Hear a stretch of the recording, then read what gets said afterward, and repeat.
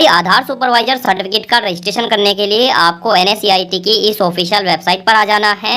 इस वेबसाइट का लिंक मैं आपको वीडियो के डिस्क्रिप्शन में दे दूंगा, उस पर क्लिक करके आप इस वेबसाइट पर आ सकते हैं। तो वेबसाइट पर आने के बाद यहाँ पे आपको अपनी यूज़र आईडी को एंटर कर देना है। उसके बाद यहाँ पे आपको अपना पासवर्ड एंटर कर देना है। लेकिन अगर आपके पास में यूज़र आईडी और पासवर्ड नहीं है तो यहाँ पे आपको क्रिएट न्यू यूज़र का एक ऑप्शन मिलेगा, इस पर आपको क्लिक कर देना है। अब जैसे आप इस पर क्लिक करोगे तो आपके सामने कुछ इस तरीके का इंटरफेस आ जाएगा। अब दोस्तों यहाँ पे आपको अपनी XML फाइल को अपलोड करना होगा और यहाँ पे आपको अपने शेयर कोड को एंटर करना होगा। अब दोस्तों आपको XML फाइल और शेयर कोड कैसे मिलेगा, तो चलिए वो भी मैं आपको बता देता हूँ। तो XML फाइल और शेयर कोड के लिए आपको UIDAI की इस ऑफिशियल वेबसाइट पर आ जाना है। इसका लिंक भी मैं आपको वीडियो के डिस्क्रिप्शन में दे दूंगा, तो उस पर क्लिक करके आप डायरेक्ट इस वेबसाइट पर आ सकते हैं। तो वेबसाइट पर आने के बाद यहाँ पे आपको लॉगिन का एक ऑप्शन मिलेगा, इस पर आपको क्लिक कर देना है। अब जैसे आप इस पर क्लिक करोगे तो आपके सामने लॉगिन पेज आ जाएगा। अब यहाँ पे आपको अपने आधार नंबर को एंटर कर देना है। उसके बाद यहाँ पे आपको ये कैप्चा एंटर करना है और नीचे आपको सेंड OTP पर क्लिक कर देना है। अब जैसे आप सेंड OTP पर क्लिक करोगे तो आपके आधार कार्ड के साथ में जो भी मोबाइल नंबर लिंक होगा उस पर एक OTP भेजा जाएगा। उस OTP को आपको यहाँ पे एंटर कर देना है और नीचे आपको लॉगिन पर क्लिक कर देना है। अब जैसे आप लॉगिन पर क्लिक करोगे तो आप अपनी प्रोफाइल में सक्सेसफुली लॉगिन हो जाओगे। अब दोस्तों आपको नीचे आना है और यहाँ पे आपको ऑफलाइन eKYC का एक ऑप्शन मिलेगा, इस पे आपको क्लिक कर देना है। अब जैसे आप इस पे क्लिक करोगे तो आपके सामने कुछ इस तरीके का इंटरफेस आ जाएगा। अब दोस्तों यहाँ पे आपको अपने लिए एक शेयर कोड बनाना होगा। तो यहाँ पे आपको कोई भी 4 डिजिट का नंबर एंटर कर देना है। जिस भी नंबर को आप याद रख सकते हैं उस नंबर को आपको यहाँ पे एंटर करना है और जो भी नंबर आप यहाँ पे एंटर करोगे वही आपका शेयर कोड होगा। तो नंबर को एंटर करने के बाद नीचे आपको डाउनलोड पर क्लिक कर देना है। अब जैसे आप डाउनलोड पर क्लिक करोगे तो आपकी जो XML फाइल है वो यहाँ पे ZIP फॉर्मेट में डाउनलोड हो जाएगी। उसके बाद आपको अपने रजिस्ट्रेशन पेज पर आना है। अब दोस्तों जो भी XML फाइल आपने डाउनलोड किया है उस XML फाइल को आपको यहाँ पे अपलोड करना होगा। तो XML फाइल को अपलोड करने के लिए यहाँ पे आपको चूज फाइल का एक ऑप्शन मिलेगा, इस पे क्लिक करके आपको अपनी फाइल को चूज कर लेना है। फाइल को चूज करने के बाद नीचे आपको अपलोड का एक ऑप्शन मिलेगा, इस पे आपको क्लिक कर देना है। अब जैसे आप अपलोड पर क्लिक करोगे तो आपकी जो XML फाइल है वो सक्सेसफुली अपलोड हो जाएगी। उसके बाद आपको ओके पर क्लिक कर देना है। अब दोस्तों जो शेयर कोड आपने बनाया था उस शेयर कोड को आपको यहाँ पे एंटर करना है, यानी कि जो भी 4 डिजिट का शेयर कोड आपने बनाया था उस शेयर कोड को आपको यहाँ पे एंटर कर देना है। अब शेयर कोड को एंटर करने के बाद यहाँ पे आपको एक्सट्रैक्ट का एक ऑप्शन मिलेगा, इस पे आपको क्लिक कर देना है।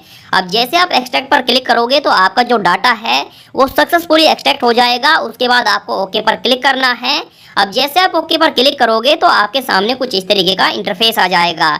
अब दोस्तों यहाँ पे आपको अपने मोबाइल नंबर को एंटर करना है। जो मोबाइल नंबर आपके आधार कार्ड के साथ में लिंक है वही मोबाइल नंबर आपको यहाँ पे एंटर करना है। उसके बाद यहाँ पे आपको वैलिडेट पर क्लिक कर देना है। अब जैसे आप वैलिडेट पर क्लिक करोगे तो आपका जो मोबाइल नंबर है वो सक्सेसफुली वैलिडेट हो जाएगा। उसके बाद यहाँ पे आपको ओके पर क्लिक कर देना है। वैलिडेट होने के बाद यहाँ पे आपको सेंड मोबाइल OTP का एक ऑप्शन मिलेगा, इस पे आपको क्लिक कर देना है। अब जैसे आप इस पे क्लिक करोगे तो आपके इस मोबाइल नंबर पर एक OTP भेजा जाएगा। उस OTP को आपको यहाँ पे एंटर करना है और वेरीफाई OTP पर क्लिक कर देना है। जैसे आप वेरीफाई OTP पर क्लिक करोगे तो आपका जो OTP है वो वेरीफाई हो जाएगा। उसके बाद दोस्तों नीचे आपके सामने डिक्लेरेशन आ जाएगा, तो यहाँ से आपको डिक्लेरेशन पर टिक कर देना है। उसके बाद यहाँ पे आपको अपनी ईमेल आईडी को एंटर कर देना है और नीचे आपको शो XML कंटेंट पर क्लिक कर देना है। जैसे आप क्लिक करोगे तो आपके सामने आपकी डिटेल्स आ जाएगी। उसके बाद नीचे आपको कंफर्म पर क्लिक कर देना है। अब जैसे आप कंफर्म पर क्लिक करोगे तो आपके सामने आपकी यूजर आईडी और पासवर्ड आ जाएगा। अब दोस्तों इस यूजर आईडी और पासवर्ड को आपको कहीं पे नोट करके रख लेना है या फिर इसका एक स्क्रीनशॉट लेके आपको सेव करके रख लेना है। उसके बाद यहाँ पे आपको क्लिक हेयर टू लॉगिन का एक ऑप्शन मिलेगा, इस पे आपको क्लिक कर देना है। अब जैसे आप इस पे क्लिक करोगे तो आपके सामने वापस लॉगिन पेज आ जाएगा। अब यहाँ पे आपको अपनी यूजर आईडी को एंटर करना है। उसके बाद यहाँ पे आपको अपना पासवर्ड एंटर करना है और नीचे आपको साइन इन पर क्लिक कर देना है। तो जैसे आप साइन इन पर क्लिक करोगे तो आपके सामने कुछ इस तरीके का इंटरफेस आ जाएगा। अब दोस्तों यहाँ पे आपको अपने पासवर्ड को चेंज करना होगा। तो पासवर्ड को चेंज करने के लिए यहाँ पे आपको अपना ओल्ड पासवर्ड एंटर कर देना है। उसके बाद यहाँ पे आपको अपने लिए एक नया पासवर्ड एंटर करना है और पासवर्ड आपको स्ट्रॉन्ग बनाना है। उसके बाद यहाँ पे आपको कंफर्म पासवर्ड में आपको दोबारा से अपने न्यू पासवर्ड को एंटर कर देना है। उसके बाद यहाँ पे आपको सीक्रेट क्वेश्चन का एक ऑप्शन मिलेगा, इस पे आपको क्लिक करना है और यहाँ से आपको अपने लिए एक सीक्रेट क्वेश्चन को सिलेक्ट कर लेना है। अब दोस्तों, जो सीक्रेट क्वेश्चन है इसकी ज़रूरत आपको तब पड़ेगी अगर आप अपना पासवर्ड भूल जाते हैं, तो पासवर्ड को फॉरगेट करने के लिए आपको सीक्रेट क्वेश्चन की ज़रूरत पड़ेगी। तो यहाँ से आपको वही क्वेश्चन को सिलेक्ट करना है जिस क्वेश्चन को आप याद रख सकते हैं। तो यहाँ से आपको कोई भी एक सीक्रेट क्वेश्चन को सिलेक्ट कर लेना है। उसके बाद यहाँ पे आपको इस क्वेश्चन का आंसर देना है। जैसे कि मैंने यहाँ पे सिलेक्ट किया है what is your favourite colour, तो यहाँ पे मुझे अपने फेवरेट कलर का नाम एंटर करना होगा। सभी डिटेल को एंटर करने के बाद नीचे आपको चेंज पासवर्ड का एक ऑप्शन मिलेगा, इस पे आपको क्लिक कर देना है। अब जैसे आप चेंज पासवर्ड पर क्लिक करोगे तो आपका जो पासवर्ड है वो सक्सेसफुली चेंज हो जाएगा। उसके बाद यहाँ से आपको इसको कट कर देना है। उसके बाद आपको नीचे आना है और यहाँ पे आपको टर्म्स को एक्सेप्ट करना है और नीचे आपको कंटिन्यू पर क्लिक कर देना है। तो जैसे आप कंटिन्यू पर क्लिक करोगे तो आपके सामने रजिस्ट्रेशन फॉर्म आ जाएगा। इस फॉर्म को आपको फिल करना है। तो फॉर्म को फिल करने के लिए यहाँ पे आपको एजुकेशन डिटेल्स का एक ऑप्शन मिलेगा, इस पे आपको क्लिक करना है और यहाँ से आपको अपनी एजुकेशन डिटेल्स को सिलेक्ट कर लेना है। जैसे कि अगर आप 12वीं पास है तो यहाँ से आपको HSC को सिलेक्ट करना है। अगर आपने ग्रेजुएशन किया हुआ है तो यहाँ से आपको ग्रेजुएशन को सिलेक्ट कर लेना है। तो यहाँ से आपको अपने हिसाब से अपनी एजुकेशन को सिलेक्ट कर लेना है। उसके बाद यहाँ पे आपको लेवल ऑफ एग्जाम का ऑप्शन मिलेगा, इस पे आपको क्लिक करना है और यहाँ से आपको सेकंड ऑप्शन यानी कि ECMP ऑपरेटर कम सुपरवाइजर को सिलेक्ट कर लेना है। उसके बाद यहाँ पे आपको एग्जाम लैंग्वेज का एक ऑप्शन मिलेगा, इस पे आपको क्लिक करना है और जिस भी लैंग्वेज में आप अपना एग्जाम देना चाहते हैं उस लैंग्वेज को आपको यहाँ से सिलेक्ट कर लेना है। अब लैंग्वेज को सिलेक्ट करने के बाद नीचे आपको एजेंसी कोड का एक ऑप्शन मिलेगा, इस पे आपको क्लिक करना है और यहाँ से आपको अपने एजेंसी कोड को सिलेक्ट कर लेना है। अब दोस्तों, यहीं पे काफ़ी सारे भाइयों को कन्फ्यूजन होता है, तो इसको आपको ध्यान से समझना है। अब दोस्तों, जिस भी कंपनी के थ्रू यानी कि जिस भी एजेंसी के थ्रू आप अपना आधार सेंटर लेना चाहते हैं उस एजेंसी के कोड को आपको यहाँ पे सिलेक्ट करना होगा। जैसे कि अगर आप CSC के थ्रू लेना चाहते हैं तो यहाँ से आपको CSC को सिलेक्ट कर लेना है। अगर आप IPPB यानी कि इंडिया पोस्ट पेमेंट बैंक के थ्रू आधार सेंटर लेना चाहते हैं तो यहाँ से आपको IPPB को सिलेक्ट कर लेना है। अगर आप किसी बैंक के थ्रू लेना चाहते हैं तो यहाँ पे आपको लगभग सभी बैंक मिल जाएंगे, जैसे कि axis bank, bank of Baroda, bank of India, central bank of India, Indian bank, Punjab national bank, union bank, Canara bank, HDFC bank भी आपको यहाँ पे मिल जाएगा, ICICI बैंक भी मिल जाएगा। तो अगर आप किसी बैंक के थ्रू लेना चाहते हैं तो यहाँ से आपको अपने बैंक को सिलेक्ट कर लेना है। अगर आप डायरेक्ट UIDAI के थ्रू लेना चाहते हैं तो यहाँ से आपको UIDAI EA को सिलेक्ट कर लेना है। तो यहाँ पे आपको अपने हिसाब से जिस भी एजेंसी के थ्रू आप अपना आधार सेंटर लेना चाहते हैं उस एजेंसी के कोड को यहाँ से आपको सिलेक्ट कर लेना है। जैसे कि मैं यहाँ पे CSC के थ्रू लेना चाहता हूँ तो मैंने यहाँ पे CSC को सिलेक्ट कर लिया है। उसके बाद दोस्तों, यहाँ पे रजिस्टर्ड कोड का एक ऑप्शन मिलेगा, इस पे आपको क्लिक करना है और यहाँ से आपको अपने रजिस्टर्ड कोड को सिलेक्ट करना होगा। अब दोस्तों, यहाँ भी वही सेम फंडा है, जिसके थ्रू भी जिस भी रजिस्टर्ड के थ्रू आप अपना आधार सेंटर लेना चाहते हैं उस रजिस्टर्ड कोड को आपको यहाँ पे सिलेक्ट करना होगा। अगर आप बैंक के थ्रू लेना चाहते हैं तो यहाँ पे आपको लगभग सभी बैंक मिल जाएंगे।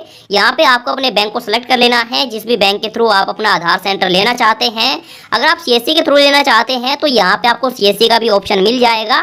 तो यहाँ पे आपको CSC को सिलेक्ट कर लेना है।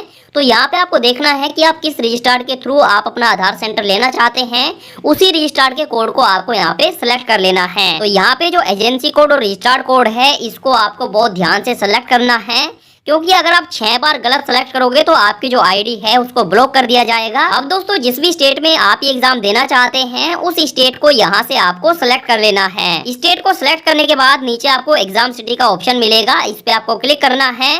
अब जिस भी सिटी में आप अपना एग्जाम देना चाहते हैं उस सिटी को यहाँ से आपको सिलेक्ट कर लेना है। अब सिटी को सिलेक्ट करने के बाद नीचे आपको एग्जाम सेंटर का ऑप्शन मिलेगा, इस पे आपको क्लिक करना है। अब आपकी सिटी में जितने भी एग्जाम सेंटर होंगे उन सभी की लिस्ट आपके सामने आ जाएगी।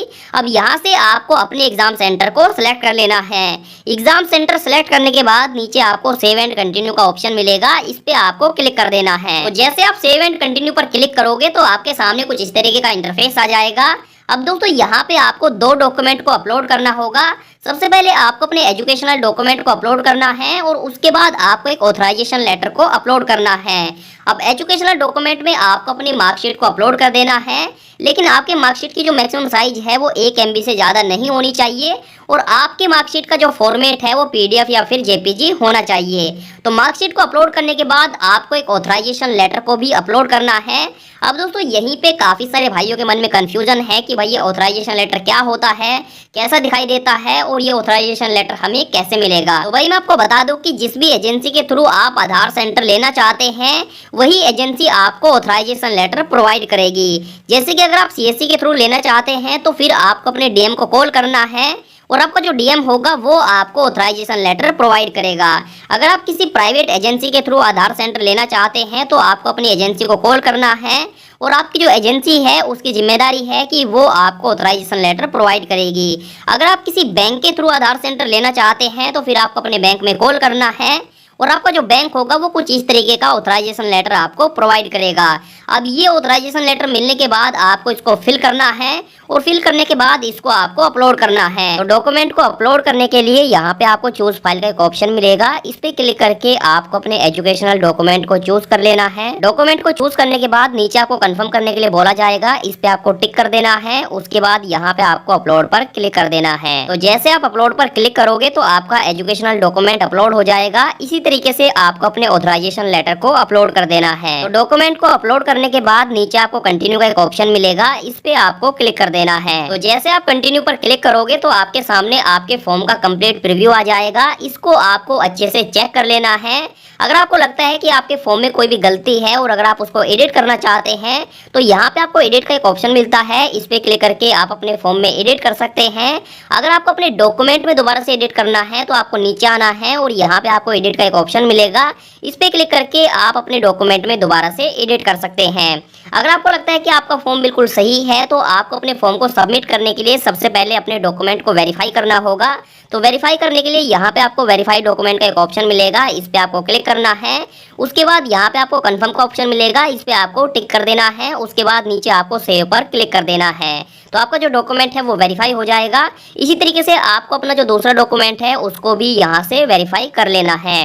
डॉक्यूमेंट को वेरीफाई करने के बाद नीचे आपको प्रोसेस टू सबमिट फॉर्म का एक ऑप्शन मिलेगा, इस पे आपको क्लिक कर देना है। तो जैसे आप सबमिट फॉर्म पर क्लिक करोगे तो आपके सामने आपका फॉर्म आ जाएगा। उसके बाद आपको नीचे आना है और यहाँ पे आपको डिक्लेरेशन पर टिक कर देना है और नीचे आपको सबमिट एप्लीकेशन फॉर्म का ऑप्शन मिलेगा, इस पे आपको क्लिक कर देना है। अब जैसे आप इस पे क्लिक करोगे तो आपके सामने आपका फॉर्म आ जाएगा। अब यहाँ पे आपका जो फॉर्म है वो दोस्तों सबमिट हो चुका है। अब आपको अपना पेमेंट करना होगा। तो पेमेंट करने के लिए यहाँ पे आपको पेमेंट का एक ऑप्शन मिलेगा, इस पे आपको क्लिक कर देना है। उसके बाद यहाँ पे आपको प्रोसेस टू पे का एक ऑप्शन मिलेगा, इस पे आपको क्लिक करना है। उसके बाद ओके पर क्लिक कर देना है। तो जैसे आप ओके पर क्लिक करोगे तो आपके सामने पेमेंट गेटवे आ जाएगा। अब यहाँ पे आपको 470 रुपए का पेमेंट करना होगा। अब दोस्तों पेमेंट करने के लिए यहाँ पे आपको काफी सारे पेमेंट मोड दिए गए हैं। आप नेट बैंकिंग के थ्रू कर सकते हैं, UPI के थ्रू कर सकते हैं और आप डेबिट कार्ड के थ्रू भी कर सकते हैं। तो इनमें से आपको किसी भी एक पेमेंट मोड को चूज करना है और आपको अपने 470 रुपए का पेमेंट कर देना है। तो पेमेंट करने के बाद यहाँ पे आपको पेमेंट हिस्ट्री का एक ऑप्शन मिलेगा, इस पे क्लिक करके आप अपने पेमेंट की हिस्ट्री को चेक कर सकते हैं। अब दोस्तों पेमेंट को कंप्लीट करने के बाद अब आपको अपने लिए एग्जाम स्लॉट को बुक करना होगा। तो एग्जाम स्लॉट को बुक करने के लिए यहाँ पे आपको सेंटर डिटेल का एक ऑप्शन मिलेगा, इस पे आपको क्लिक कर देना है। तो जैसे आप सेंटर डिटेल पर क्लिक करोगे तो आपके सामने कुछ इस तरीके का इंटरफेस आ जाएगा। अब दोस्तों एग्जाम स्लॉट को बुक करने के लिए यहाँ पे आपको क्लिक हेयर का एक ऑप्शन मिलेगा, इस पे आपको क्लिक कर देना है। तो जैसे आप क्लिक करोगे तो आपके सामने कुछ इस तरीके का इंटरफेस आ जाएगा। अब दोस्तों यहाँ पे आपको स्टेट का एक ऑप्शन मिलेगा, इस पे आपको क्लिक करना है और जिस भी स्टेट में आप अपना एग्जाम देना चाहते हैं उस स्टेट को यहाँ से आपको सेलेक्ट कर लेना है। स्टेट को सेलेक्ट करने के बाद नीचे आपको सिटी का ऑप्शन मिलेगा, इस पे आपको क्लिक करना है और जिस भी सिटी में आप अपना एग्जाम देना चाहते हैं उस सिटी को यहाँ से आपको सेलेक्ट कर लेना है। सिटी को सिलेक्ट करने के बाद नीचे आपको एग्जाम सेंटर का ऑप्शन मिलेगा, इस पे आपको क्लिक करना है। आपकी सिटी में जितने भी एग्जाम सेंटर होंगे उन सभी की लिस्ट आपके सामने आ जाएगी। अब यहाँ से आपको अपने एग्जाम सेंटर को सिलेक्ट कर लेना है। जो भी एग्जाम सेंटर आप सिलेक्ट करोगे उस एग्जाम सेंटर पर जो भी डेट अवेलेबल होगी वो ऑटोमेटिक यहाँ पे एंटर हो जाएगी। उसके बाद नीचे आपको सबमिट पर क्लिक कर देना है। तो जैसे आप सबमिट पर क्लिक करोगे तो आपके सामने आपके एग्जाम की कंप्लीट डिटेल आ जाएगी। आपके एग्जाम की जो टाइमिंग होगी वो यहाँ पे आपको दिखाई देगी। आपके एग्जाम सेंटर पर कितनी सीट अवेलेबल है वो यहाँ पे आपको दिखाई देगी।